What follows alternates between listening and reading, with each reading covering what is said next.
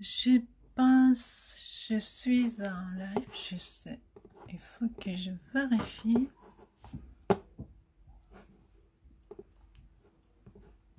Voilà, oui, c'est bon, c'est bon. Bonsoir, bonsoir. Je pense que ça fonctionne bien. Oui, oui, c'est bien. Bonsoir.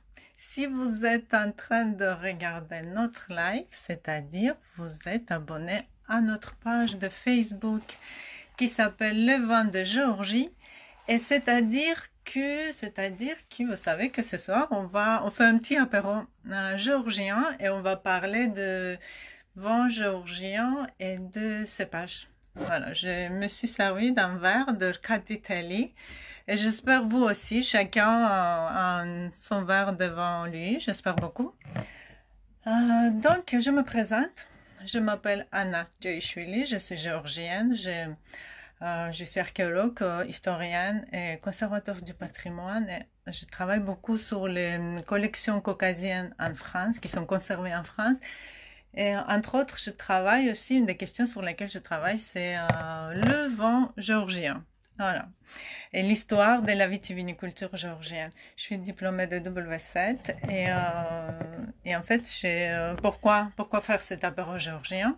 Je vais vous raconter. Alors, ce printemps, on a décidé de faire une série de dégustations. Ah, bonsoir Nino, je suis ravie que tu es là avec nous ce soir. Voilà, ce printemps, peut-être vous connaissez si vous habitez à Paris et si vous connaissez un peu le vin géorgien et le resto géorgien.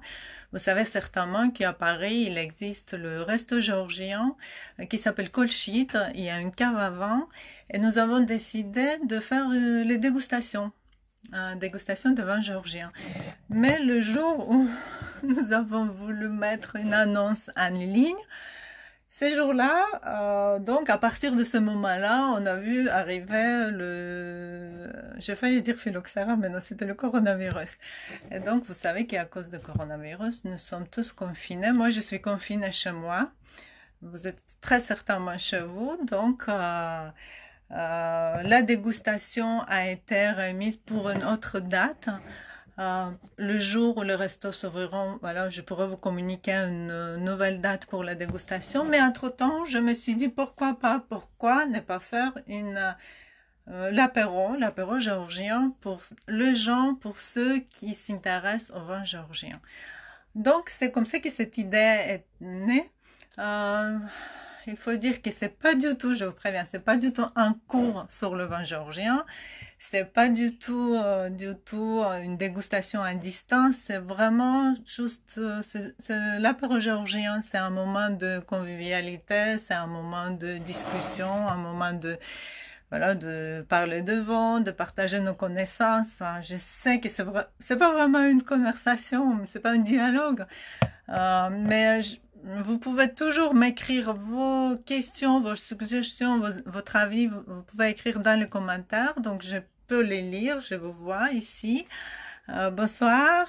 Et vous pouvez m'écrire dans les commentaires et comme ça, je pourrai vous répondre. Ou si vous voulez, à la fin de notre live, vous pouvez m'écrire dans le message privé. Nous pouvons en discuter. Donc, si ce mercredi, notre apéro, il passe très bien, si ça vous plaît, si vous êtes content, peut-être on va continuer. Et chaque mercredi soir à 19h, on va se réunir ici pour l'apéro géorgien. Et regardez, restez ici. Kaumarjos Akaki, bonsoir. Restez avec nous jusqu'à la fin parce qu'à la fin, j'ai une surprise pour vous à la fin de notre apéro. Donc, le vin géorgien, vous voyez, moi j'ai fait une petite liste de questions pour moi, pour ne rien oublier. Et voilà, donc vous voyez, je suis derrière moi, vous voyez la carte de Géorgie, la carte viticulture de viticulture. Et aussi, derrière moi, il y a la carte de Puy-du-Haut, des appellations d'origine protégées. Et en fait, en Géorgie, jusqu'à il y a quelques jours, donc il y a déjà quelques jours, nous avons 21 Gamarjoba Guillaume. Bienvenue. Donc, jusqu'à il y a encore quelques jours, on a annoncé qu'il y a 21e appellation d'origine protégée qui a été rajoutée à notre liste des appellations en Géorgie. Donc, 21e, c'est Ojaleshi. Et par contre, peut-être je parlerai avec vous d'Ojaleshi un soir parce que je pense que ceux qui connaissent le vin géorgien, surtout les Français qui connaissent le vin géorgien, ils savent très bien qu'il y a un certain lien très fort concernant le Ojaleshi, parce qu'il y avait la famille de Murat, oui, de descendants de fameux général Murat, qui ont beaucoup participé dans l'élaboration dans le sauvegarde de ce cépage au 19e siècle. Donc là, vous avez derrière moi, donc vous voyez la carte de Géorgie. Donc je veux pas vous savez très certainement que c'est un pays qui se trouve au bord de la mer Noire. Donc en fait, d'habitude, mon bureau, il n'est pas ici. Mais là, j'ai choisi exprès cet endroit. Je me suis dit, pour vous, ce sera beaucoup plus intéressant de regarder la carte de Géorgie viticole que regarder mon étagère avec plein de livres, un point de désordre.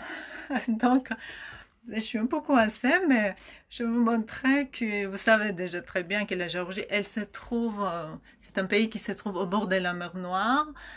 Et donc, c'est un pays qui est très connu. Bonsoir Sylvie, Cathy, Gamarjoba. Et donc, vous savez que c'est un pays qui se revendique comme le berceau de la vitiviniculture. Et pourquoi? Donc, moi, je pense que c'est une histoire très intéressante. Il faut commencer avant que j'aborde le fameux cépage Surcatitelli. Je pense qu'il faut surtout commencer par l'histoire de la viticulture. Bonsoir, je suis très ravie de vous voir ici.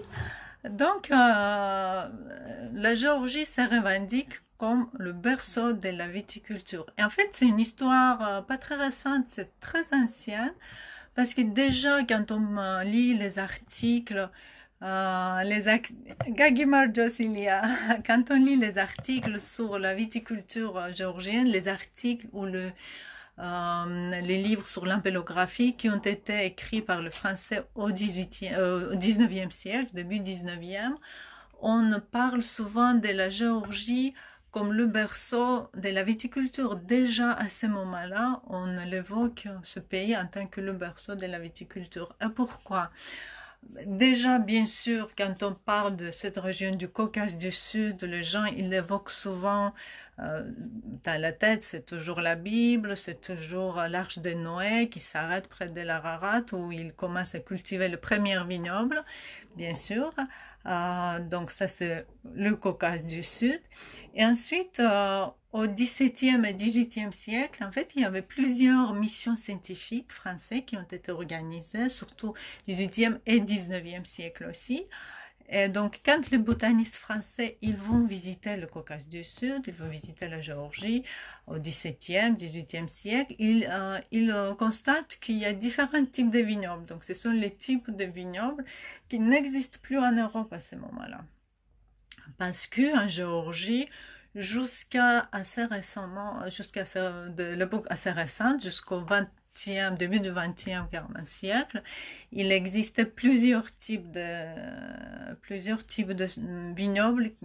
Donc, c'était les vignes basses, tout d'abord, qui étaient beaucoup plus en Géorgie occidentale, voilà, en Géorgie occidentale, qu'en Géorgie orientale. Il y avait les vignes sur des échalotes, soutenues par les pics, et il y avait des vignes en autan, qu'on appelait les vignes en autan. C'était les vignes qui étaient mariées à des arbres, et les arbres leur servaient de tuteurs.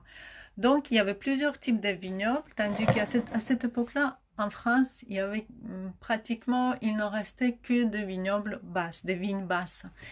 Et du coup, ça devient très intéressant pour les étrangers, pour les Européens. Ils commencent à dire que oui, si ces vignes, elles poussent sur, donc si les arbres leur servent de tuteur, c'est-à-dire que ce sont des vignes sauvages. Mais non, pas du tout. C'était pas des vignes sauvages, c'était des vignes cultivées et en fait, c'était, bien sûr, c'était la polyculture. Et dans la viticulture, quand les Géorgiens, ils commençaient à faire des vignobles, donc c'était très bien réfléchi, c'était très, genre ancestral. Merci Guillaume. Donc Guillaume nous dit que dans la ville de Beaune, en Bourgogne, certains viticulteurs français importent des jarres en terre cuite afin de suivre la méthode ancestrale de la vinification géorgienne. Oui, oui, vous avez raison, il y a plusieurs qui font ça et en fait, c'est encore une des fiertés des Géorgiens quand on sait que Kvavri, c'est-à-dire les vignes les genres en terre cuite sont importés dans plusieurs, exportés depuis la Géorgie dans plusieurs pays, donc on est très fiers.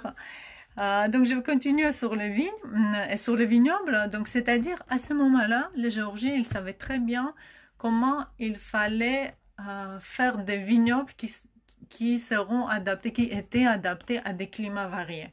Parce que quand on parle de la Géorgie, il faut absolument savoir que, donc au milieu de la Géorgie, il y a le mont Lyri, à peu près ici, si je...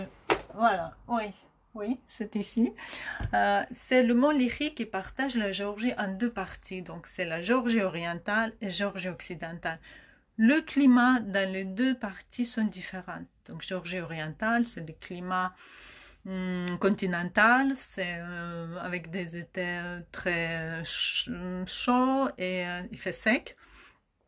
Tandis qu'en Géorgie occidentale, c'est le climat, c'est subtropical avec beaucoup d'humidité. Et on sait très bien, donc les Géorgiens à l'époque, ils savaient très bien que dans le climat humide de Géorgie occidentale, il était carrément impossible de cultiver les vignes basses. Donc c'est pour ça qu'on on cultivait les vignes hautes en automne. Donc c'est-à-dire, c'était une structure très bien réfléchie. On plantait les vignes, d'abord on plantait les arbres. C'était pas n'importe quelle variété d'arbres. Ils prenaient une variété euh, et, Gaumarjos, Dulcie. Oui, oui, aussi en Alsace. Oui, ils ont fait venir de Kvemri, c'est vrai. Et donc, avant de planter les vignobles en automne, donc on plantait les arbres, on choisissait de cépages, pardon, des variétés d'arbres qui pouvaient atteindre de grandes hauteurs. Et surtout, c'était les arbres qui perdaient leur feuillage assez tôt en automne pour que la vigne qui allait pousser ses grappes sur cet arbre, pour que ces grappes ils puissent avoir plus de lumière, plus de soleil en automne. Donc ça, c'était très important. Il faut dire que à ce moment-là, donc quand le même cépage a été cultivé dans les vignes basses ou dans les vignes en automne, c'est-à-dire il y avait à peu près 3 semaines de décalage pour le vendage. C'est-à-dire le même cépage dans les vignes basses, elle attendait sa maturité pour le vendage plus tôt, 3 semaines plus tôt que sur les vignes en automne. Et très souvent, pour cette raison, les vignes sur les vignobles en automne, le vendage s'est passé début décembre. Donc c'était le vendage vraiment très tardif, début décembre, et parfois par terre, il y avait déjà la neige. Donc pour cette raison, je reviens sur la question, pourquoi j'ai commencé à parler des vignobles, parce que justement pour cette raison, après avoir découvert ces vignobles magnifiques de Géorgie, le français, le botaniste, il commence à dire que oui, c'est vraiment, il y a tant de variétés de cépages, il y a tant de vignobles, c'est un endroit, c'est une région où la vigne aurait été née. Donc c'est comme ça qu'on trouve ces affirmations qu'on trouve dans les articles, dans les livres sur l'ampélographie du début du 19e siècle. Et c'est vrai que la Géorgie, c'est un pays où 525 cépages endémiques ont été répertoriés. Et aujourd'hui, dans les pépinières, il y a à peu près 420 cépages qui existent toujours. Donc, il y a à peu près une centaine qui a été perdue tout au long du XXe siècle, donc plutôt fin 19e, XXe siècle, à cause des ravages qui étaient par les différentes maladies venues des États-Unis, comme en France ou dans d'autres pays viticoles. Et ensuite, pendant l'époque soviétique. Mais je pense qu'on peut parler sur l'époque soviétique peut-être un des soirs, parce que c'est une question assez vaste et donc ça a besoin de plus de temps.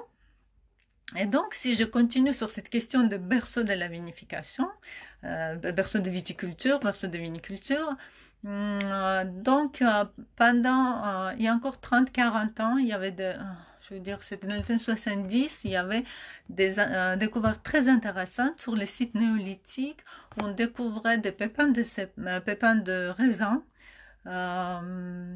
sur les sites néolithiques datant de 6000, 5000 avant Jésus-Christ.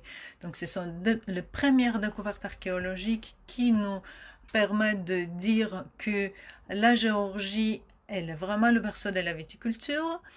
Et il y a quelques années, lors de fouilles archéologiques, on a découvert le tesson de céramique sur les sites néolithiques. Je vous montre la photo.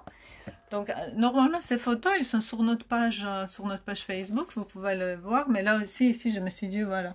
Donc, je peux vous montrer. Donc, justement, c'est cette partie-là. Vous voyez, c'est le pied d'un ancien Kvevri. C'est pas tout à fait Kvevri, ce qu'on appelle. On ne sait pas. Donc, il y avait quelques débris de céramique. Mais là, c'est un peu... ce fragment de vaisselle a été analysé. Et donc, on a pu extraire... ce qui restait dans le port de la terre cuite, on a constaté qu'il s'agissait de l'acide tartrique. Donc c'est un vaisselle qui date, ce tesson, il date de 6000 ans avant Jésus-Christ, et c'est-à-dire c'est le plus ancien, ce sont les plus anciennes traces de vin connus au monde pour l'instant. Et découverte lors de fouilles archéologiques. C'est-à-dire, ça nous a permis de dire que la Géorgie, elle est vraiment le berceau de la viniculture et qu'on fait le vin dans le jarre en terre cuite depuis 8000 ans en Géorgie. Parce que ce sont les petits jarres qu'on appelle Kvevri. Donc là, j'ai un petit magnète. Il est en céramique, mais vous voyez, c'est une amie qui me l'a offert. Donc c'est un petit Kvevri. Et donc, nous sommes fiers, les Géorgiens sont très fiers de dire que voilà, donc ça fait 8000 ans, nous n'avons pas changé notre méthode de vinification et c'est quelque chose qui existe, mais c'est quand même, oui, c'est quand même hallucinant. Imaginez que ça fait 8000 ans, il y a la même méthode de vinification qui existe et on produit le vin de cette couleur-là. Vous voyez ces couleurs, voilà, donc c'est les... Voilà, c'est pas le vin blanc, c'est le vin ambré. Quelle est la différence entre le vin blanc et le vin ambré? C'est que le vin ambré est produit de la même manière que le vin rouge, c'est-à-dire il y a la macération avec la peau et peut-être les rafles aussi de raisin. Donc c'est une méthode traditionnelle qui consiste, si pour le vin blanc, après avoir pressé le raisin, on sépare Anna par rapport au roman, 8000 ans, c'est avant ou juste après. Bon, c'est beaucoup plus avant. Que l'on peut parler de l'ensemble du croissant fertile comme berceau du monde du vin plutôt qu'une limite actuelle. Bien sûr que oui. Bien sûr, Morin. Merci beaucoup, Sébastien Morin, qui pose la question. Ne pensez-vous pas que l'on peut parler de l'ensemble de croissant fertile comme berceau du monde du vin plutôt que les limites actuelles du pays? Bien sûr, et surtout que la Géorgie, elle n'existe pas à l'époque. Cette région du Caucase, en fait, je voulais pas trop déployer cette question aujourd'hui, mais pourquoi pas, on peut en parler. Bien sûr, le Caucase du Sud, elle c'est une région qui se trouve dans la continuité de cette tout actuelle limite, si on peut dire, du croissant fertile. Et bien sûr que c'est un endroit où non seulement la vigne d'ailleurs, non seulement la vigne qui a été cultivée, mais le blé, le miel, les plus anciennes traces de miel aussi qui se trouvent ici. Mais je voudrais dire que en aucun cas, je veux pas restreindre diminuer les limites de cette découverte et de la berceau de vinification, viticulture plutôt. Je voudrais juste souligner quelque chose que, vu que les plus anciennes poteries ont été découvertes sur le territoire d'actuelle Géorgie, et la Géorgie, c'est un pays où aujourd'hui, encore depuis 8000 ans, sans cesse, nous avons continué, les gens, ils ont continué de faire le vin dans les jarres en terre cuite. Donc, il existe cette continuité qui n'est pas du tout le cas en Turquie ou en Iran ou encore plus au sud ou dans d'autres pays aux alentours. C'est pour ça on aime bien de souligner ce fait que depuis 8000 ans, malgré le problème politique ou d'autres types de problèmes qui existaient dans ce pays, la Géorgie a pu et a su sauvegarder et garder ce patrimoine qui est devenu patrimoine culturel. Ou en Arménie, il y a de très très belles découvertes aussi, notamment sur les sites de Areni. Il y a des découvertes magnifiques de pépins de raisin et on peut parler aussi de l'époque de Urartu, parce qu'à l'époque de Urartu, il y avait aussi de très belles découvertes, des jarres en terre cuite dans lesquelles on faisait le vin, ou on conservait le blé, ou d'autres produits. Il faut dire que, oui, vous savez, moi, on peut faire ça aussi. On peut peut-être un apéro, on peut le dédier à la viticulture à l'Arménie et aux découvertes archéologiques magnifiques. Moi, j'ai visité ce site qui est vraiment, vraiment très, très joli et qui a livré, c'est une cave en fait, qui a livré de très, très belles découvertes, très bien conservées parce que justement, c'est dans une grotte. Je suis allée, oui, et donc cette grotte, justement, vous avez dû remarquer il y a pratiquement pas d'humidité, ce qui a permis de conserver tout ce patrimoine et de vestiges archéologiques, bien sûr. Mais il faut dire que la Géorgie, c'était toujours beaucoup plus, si on peut dire, le pays beaucoup plus viticole que ce voisin. Et donc, cette histoire de Kvevri qui aujourd'hui, vous savez très bien que, très certainement qu'en 2013, la méthode ancienne de vinification dans le Kvevri a été inscrite sur la liste du patrimoine immatériel de l'UNESCO. Et en fait, c'est quelque chose qui a permis d'attirer beaucoup d'attention parce que c'est extraordinaire d'y penser quand on passe à tout ce que la Géorgie ou l'Arménie ont vécu au niveau agriculture ou au niveau de du vin, viniculture à l'époque soviétique, on se demande comment ces gens ont pu sauvegarder leur patrimoine, comment les Géorgiens qui ont continué dans leur petite vignoble, à la maison, dans leur jardin, de continuer d'enterrer le kvevri, parce que vous savez, ce sont les jarres en terre cuite qui sont enterrés, et donc ça, le mettre dans la terre, ça permet d'avoir une certaine stabilité, ça permet de garder la température pendant la fermentation du raisin. Et donc, ces gens qui étaient obligés de travailler pour le kolkhoz, quand même, ils ont réussi à garder des vignobles pour eux. Et ça, c'est le vin, ils produisaient le vin en vrai, parce que c'est pas l'État qui, pendant l'URSS, non, c'était pas la priorité d'État. Et encore, il faut savoir que quand je parlais de 525 cépages, jusqu'à la Seconde Guerre mondiale, Donc la Géorgie, elle produisait à peu près à l'époque soviétique. À l'époque soviétique, donc jusqu'à la Seconde Guerre mondiale, la Géorgie produisait à peu près une soixantaine de différents vins. À peu près 60. Et entre 50 et 60. Mais après, à la fin de la guerre, donc il y a un grand changement et l'État a privilégié, a donné la priorité aux 16 cépages. Vous imaginez, entre 525, parmi 525, on choisit 16 cépages pour faire le vin. Et donc, ça a permis, ça a diminué énormément, bien sûr. Il y avait aussi, donc c'était la quantité au détriment de la qualité, parce que la Géorgie a commencé à faire en sorte d'être un chai pour l'URSS. Et donc, c'est vraiment, à partir des années 60 c'est vraiment un grand déclin pour la viticulture, pour la viniculture géorgienne.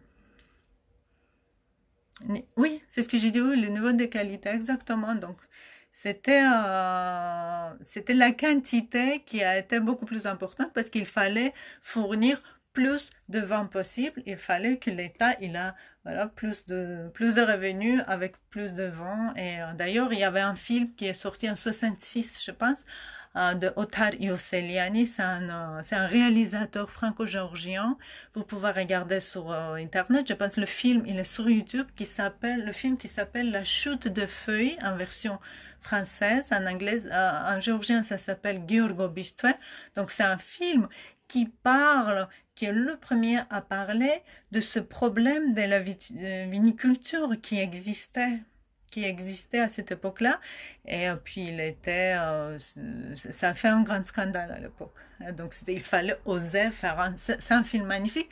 Et d'ailleurs, il y a un parti, le début de film, je l'ai mis sur notre page Facebook, il y a noir et blanc, et on voit cette ancienne tradition, comment on cultivait le vigne, comment on faisait le vignoble, comment on faisait le vin dans les jarres en terre cuite. Donc, dans le film, on voit début toutes ces traditions ancestrales qui existaient en Géorgie, et de l'autre côté, on a la version soviétique de la viticulture.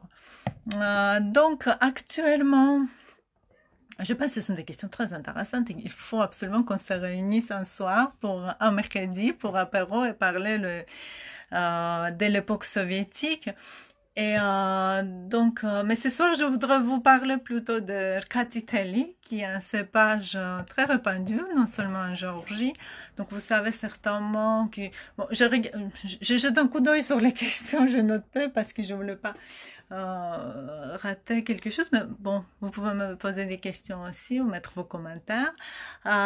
Donc, actuellement, il y a 50 000 hectares de vignobles en Géorgie. Et pour la production, dans la production, 80% de production, c'est le vin blanc ou ambré. Quelle est la différence? Donc, on a parlé, donc, le vin ambré, c'est-à-dire, c'est le raisin blanc qui est macéré avec la peau et parfois avec le rafle. Donc, une fois on presse le raisin, le jus, il va dans le kvevri. Et ensuite, on rajoute entre 5 et 30% de marc. Donc, le marc qui est resté après avoir pressé le restant.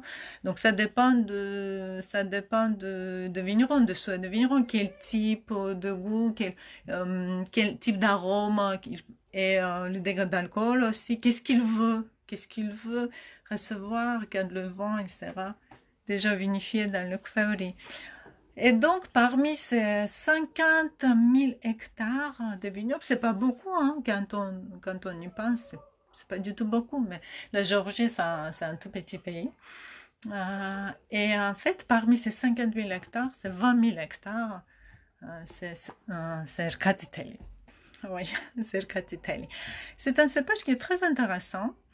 On suppose qu'il a déjà été cultivé au début de notre ère, donc, et on dit qu'il a une histoire à peu près qui date de 2000 ans. Ce cépage, vous voyez comment elle est. elle a une très jolie couleur. Et qu'est-ce que je voulais dire? Oui, tout d'abord le nom. Qu'est-ce que ça signifie Rkatiteli? Parce que c'est très important. En géorgien, donc c'est un mot un mot composé, si on peut dire. Donc il y a deux mots, Rkatiteli. Rka en géorgien a deux significations. Donc il signifie une corne. Et une corne, c'est voilà, donc les Géorgiens, ils aiment bien se servir d'une corne, d'une grande corne d'un animal pour prendre du vent pendant un grand festin. Oui, ça existe. Si vous connaissez un peu la culture des soupras, c'est-à-dire de la réunion, la culture des fêtes géorgiennes. Mais corne, ça signifie aussi, donc merka, en géorgien, ça signifie aussi, c'est le rameau de l'année, un rameau de la vigne, en fait, un rameau de l'année avec le grappe suspendu là-dessus. Et titeli, ça veut dire rouge. Pourquoi titeli? Parce que c'est un cépage rouge. Parce que, en fait, quand le titeli est bien mûr, les grappes ont une très jolie couleur rougeâtre sur la peau.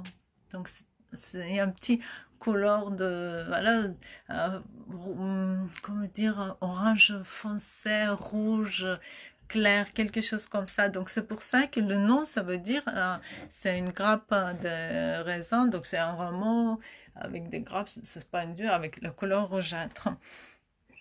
Donc c'est ça.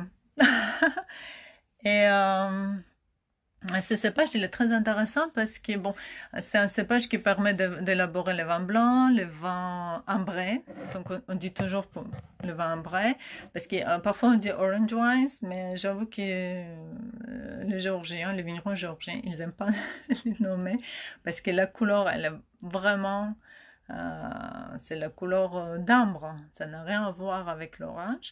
Et en même temps, donc c'est un cépage Rkatiteli qui atteint sa maturité vers octobre, début octobre, mi-octobre. Et c'est un cépage qui est très intéressant aussi. Bon, il est très résistant aux maladies. Aussi, on peut atteindre avec un rendement, on peut atteindre un rendement élevé.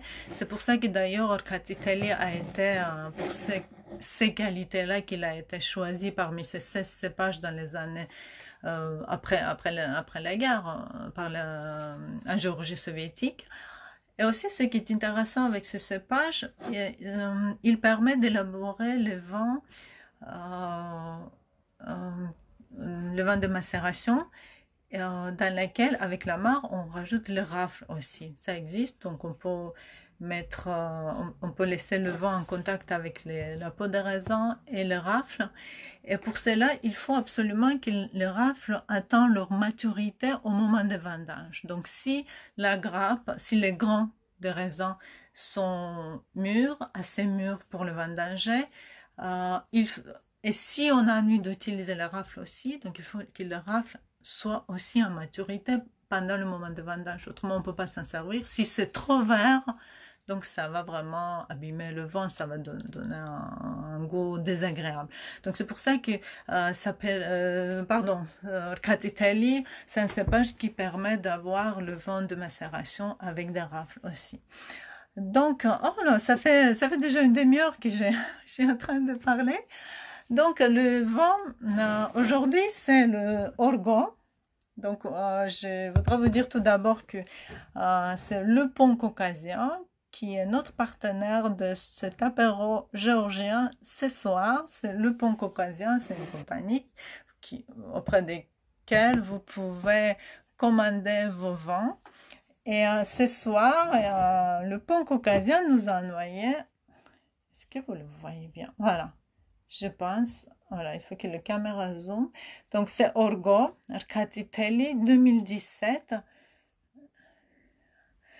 Traditionnellement, comment est grappé en Géorgie? Alors, égrappé, c'est-à-dire, oui, on met le raisin dans le... Bon, ça dépend. Traditionnellement, je ne pourrais pas vous dire, parce qu'est-ce qu'il y avait un égrappage? Je ne pense pas. Parce qu'on mettait le raisin dans les cuves en bois, qui s'appelle Satnacheli. on le foulait avec des... Donc il y a le foulage avec des pieds et le jus est dirigé vers le kvevri. Et à ce moment-là, après avoir foulé le raisin avec des rafles et la peau de raisin, ensuite on peut ajouter le marc de raisin dans le kvevri, soit...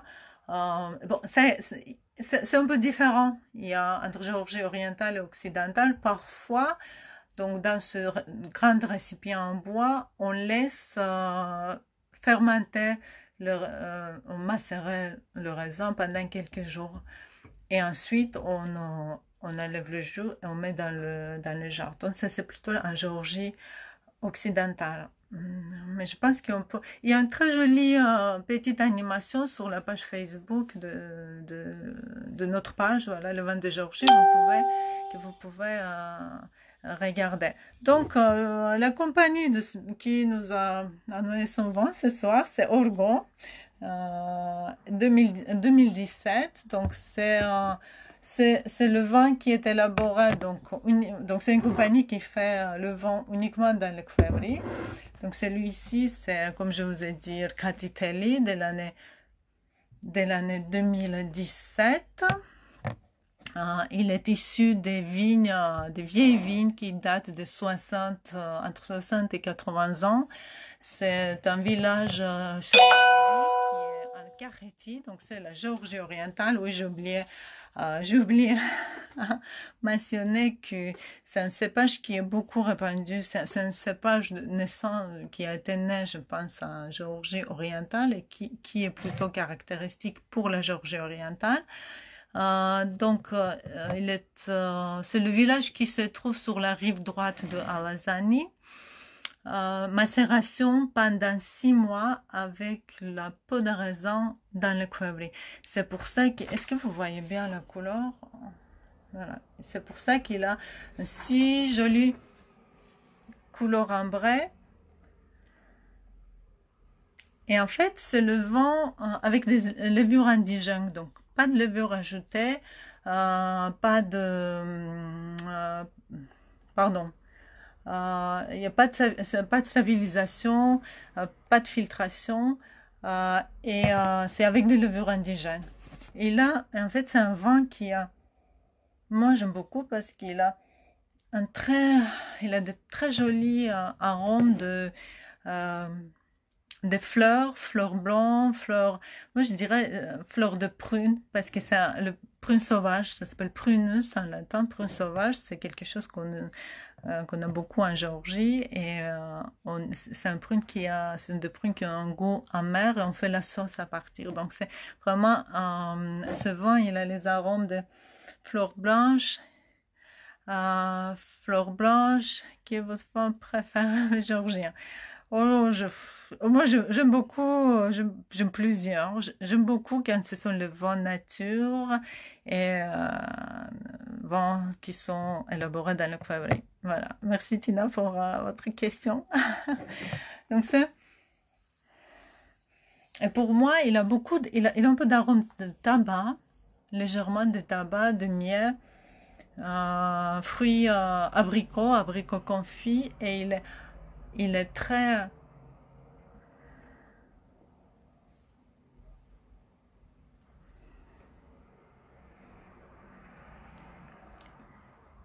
J'espère vous aussi, vous avez un verre de vin devant vous, parce que là, si je suis toute seule à goûter le vin, je ne serais pas à l'aise. Je serais pas à l'aise. Et c'est un vin qui, en fait, c'est le vin qui il est très fidèle au nez. Le palais, il est très fidèle au nez parce qu'on retrouve les mêmes arômes. Ce sont les arômes de fleurs, de pommes. Moi, je retrouve toujours ce tabac, abricot confit, et un peu de miel. C'est avec une belle acidité, des tanins moyens. Ils sont pas agressifs, les tanins. Ce sont les tanins moyens qui sont avec une belle rondeur et avec la longueur en bouche très... Giorgo Basgilotat, Ilia. Merci Ilia. Aujourd'hui, c'est le jour de Saint-Georges en Géorgie. Et donc, Saint-Georges, c'est le patron de la Géorgie. Donc, Gilotsab, donc, je ne sais pas comment on peut féliciter le jour de Saint-Georges en français, voilà, donc c'est comme ça. Et ce qui est intéressant aussi, c'est ce qu'il faut retenir hein, pour ceux qui ne sont pas familiarisés avec le vin géorgien, et surtout en général avec le vin ambré, il faut retenir absolument qu'il ne s'agit pas de vin blanc, parce que je pense que c'est aussi un majeur problème lors de la dégustation. Moi, j'ai rencontré énormément de gens qui n'apprécient pas du tout les vins ambrés, pas du tout. Voilà, donc ils n'aiment pas, ils ne comprennent pas, parce que c'est quelque chose entre deux. C'est le vin blanc, mais il y a des tanins. On n'a pas l'habitude, bien sûr, il n'y a pas de tanins dans le vin blanc, ils ne sont pas tanniques. Donc c'est pour ça qu'il faut se dire, dès le départ, on peut boire un Nuit Saint-Georges pour laisser le vin. Super. Super. Et en fait, c'est ce qu'il faut retenir, que vous allez trouver, en dégustant le vin ambré, vous allez trouver des arômes euh, dont vous n'avez pas habitude d'avoir dans le vin blanc, parce qu'il y a toujours, il y a derrière aussi la fermentation malolactique qui donne ces arômes différents, et aussi, voilà, bon, c'est une autre technique d'élaboration de vin. Voilà, c'est tout. Et je pense que ça fait 40 minutes. Je parle, mais j'ai calculé que 20 minutes, 25 minutes. Donc, c'est ce que... bon, je me pose la question pour notre prochain mercredi, pour notre prochain apéro géorgien. Qu'est-ce que je peux vous proposer de déguster avec moi le vin rouge? Et j'hésite entre deux cépages. Peut-être que ce sera le cépage Saperavi qu'on peut goûter la prochaine fois, parce que c'est un cépage qui est très, très connu aussi en Géorgie. Oui, et j'ai oublié de mentionner que le cépage Katsiteli, il est pas Gagimar Joseka. Il est pas le Katsiteli, il est répandu dans le monde entier. Donc, quand on parle de cépage, c'est le cépage qui est le plus planté. Non, il est au troisième cépage blanc le plus planté au monde. Donc, c'est en Géorgie, on le plante beaucoup en Asie centrale. Ça a été répandu depuis la Géorgie à l'époque, tout au long du XXe siècle. On le plante aussi, il existe aussi dans l'Europe de l'Est beaucoup, et aux États-Unis. Donc, chers amis, j'espère que vous avez passé un bon moment avec moi. Donc, là, moi, je pense que donc la prochaine fois, peut-être ce sera Saperavi ou Delshavi, j'hésite entre deux cépages. N'hésitez pas à m'écrire vos suggestions, qu'est-ce que vous aimeriez bien à déguster. Et ce qui est important, le vin que je déguste avec vous, le vin dont je vous parle, ce sont les vins que vous pouvez trouver ici en France. Vous pouvez les acheter. Parce que le plus grand problème pour le vin géorgien, c'est ça. On entend parler, après c'est difficile de le trouver en France. Et donc du coup, voilà, le moment de surprise est arrivé. Vous verrez ici. Donc c'est le site internet. Voilà, est-ce que ça... Voilà, est-ce que vous voyez bien? Non. Voilà, je pense que vous voyez bien comme ça. Le site internet, c'est lepontcaucasien.com, où vous pouvez commander vos vins, le vin géorgien, et vous avez la code promo apéro 2020, tout attaché, apéro 2020, tout attaché, le site lepontcaucasien.com. Et donc, oui, c'est à l'envers. Merci Sylvie. Tamara, bonsoir. Merci beaucoup. Bon, c'est bête. C'est pas grave. Donc, vous pouvez, donc c'est apéro 2020. Je sais pas écrire à l'envers. Donc, voilà, je vais le noter pour la prochaine fois. Merci de me le dire. Donc, lepontcaucasien.com. Merci Tamara, tu es très gentille. Merci beaucoup. Et, apéro 2020, tout attaché, donc comme ça, c'est la code promo, vous aurez la réduction de 20% et vous pouvez commander le vin, vous pouvez le boire chez vous, le déguster avec votre mari, votre femme, avec vous, je sais pas, avec votre famille, avec les personnes avec qui vous êtes confinés, ou soit l'envoyer un cadeau à vos amis. Et voilà, merci Ilia, merci beaucoup, merci. Et du coup, oui, il faut mettre tout en majuscule. Apéro 2020, tout attaché. Je vous remercie infiniment pour être avec moi pour ce premier live. Et je veux vous dire un secret. C'est mon premier live. Je ne l'ai jamais fait dans ma vie. Jamais. J'étais énormément stressée. Et j'espère beaucoup que ça s'est très bien passé pour vous. Vous avez tout compris. Et voilà. Et comme la vraie géorgienne, je vais dire une toast à la fin. Oui, j'espère beaucoup, merci. J'espère beaucoup on aura d'autres occasions, d'autres mercredis pour se voir. Et voilà, donc c'est ce que je voulais dire. Les Géorgiens, ils boivent pas, ils goûtent pas le vin sans avoir prononcé un toast. Et sans avoir dit Gagui Marjos ou Gau Marjos. Donc ça veut dire à la notre victoire, à la votre victoire. Donc chers amis, à la notre victoire, Gagui Marjos. Et à mercredi prochain. Au revoir.